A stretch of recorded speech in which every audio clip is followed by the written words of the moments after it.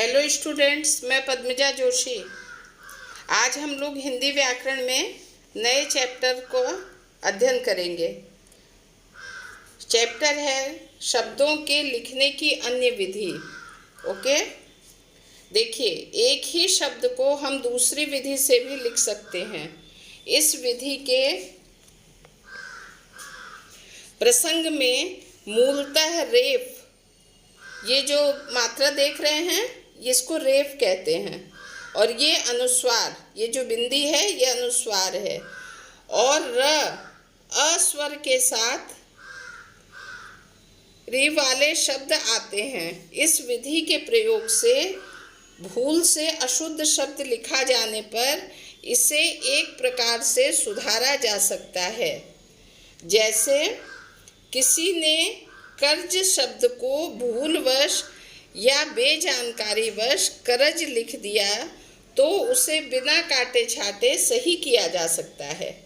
करज के बीच वाले अक्षर में हलंत चिन्ह, ये हलंत चिन्ह है, इसको लगा देंगे तो वह शब्द शुद्ध रूप से करज कर्ज पढ़ा जाएगा।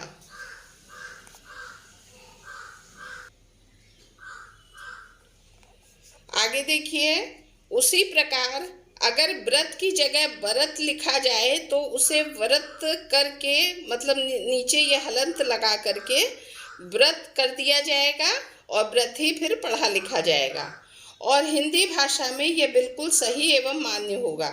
राष्ट्रीय शैक्षिक अनुसंधान और प्रशिक्षण परिषद NCERT अपनी पुस्तकों में इसका खूब प्रयोग कर रही है।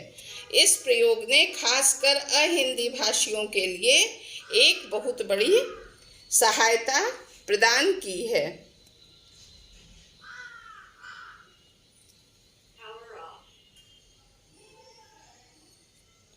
इस प्रयोग की न जानकारी रखने वाले विद्यार्थी मतलब इस चीज को समझ नहीं पाते हैं, तो इन शब्दों का इन रूपों में प्रयोग किस प्रकार हुआ और फिर ये किस प्रकार मान्य हुए, इसे समझने के लिए वे निम्न विषयों पर ध्यान दें।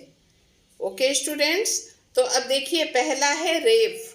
ये जो मात्रा आपको दिखाई दे रही है ना, इसको कहते हैं रेफ। रेफ वाले शब्द, र में हलंत लगा हुआ है, उच्चारण का होता है। यह शब्द में उच्चारण के बाद वाले अक्षर पर लगता है, जैसे मर्द, फर्ज, तर्क, दर्द इत्यादि। इसे दूसरे प्रकार से इस प्रकार लिखा जाएगा, जैसे मर्द, फर्ज, तर्क, दर्द इत्यादि। अब दूसरा है र अस्वर वाले शब्द। सूत्र, राष्ट्र, प्रयोजन, क्रिया, क्रम इत्यादि शब्दों में र पूरा है, जो अस्वर के साथ है, मगर व्यंजन वर्णों के साथ जुड़े होने पर वह र आधा र के नीचे हलंत हो गया ना, लगता है, पर बात उल्टी है। जो व्यंजन आधा होता है उसके बाद अगर र आता है तो वह र उस अर्थ व्यंजन में जुड़ जाता है। यह नियम ऊपर के शब्दों में निहित है। इस प्रकार से हम उपर्युक्त शब्दों को निम्न प्रकार से भी लिख सकते हैं: सूत्र, राष्ट्र, प्रयोजन, क्रिया, कर्म इत्यादि। ओके स्टूडेंट्स, अब आगे देखिए नंबर 3, अनुस्वार।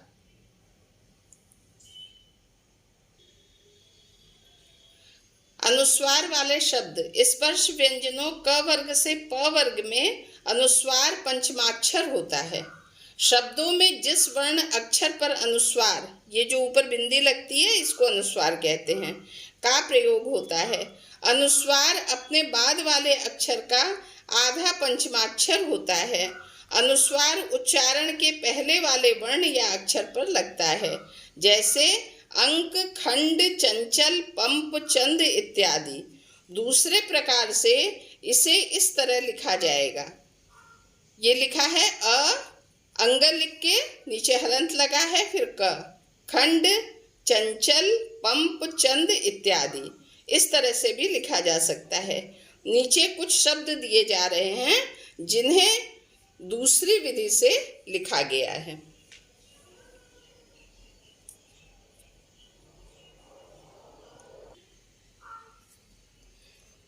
देखिए, शब्द हैं, अन्य विधि है, क्रम ऐसे भी लिखा जा सकता है, इस तरह भी। अग्र, अग्र, यात्रा, यात्रा, मित्र, मित्र, यहाँ मतलब हलंत लगा दिया गया है। प्रवेश, प्रवेश।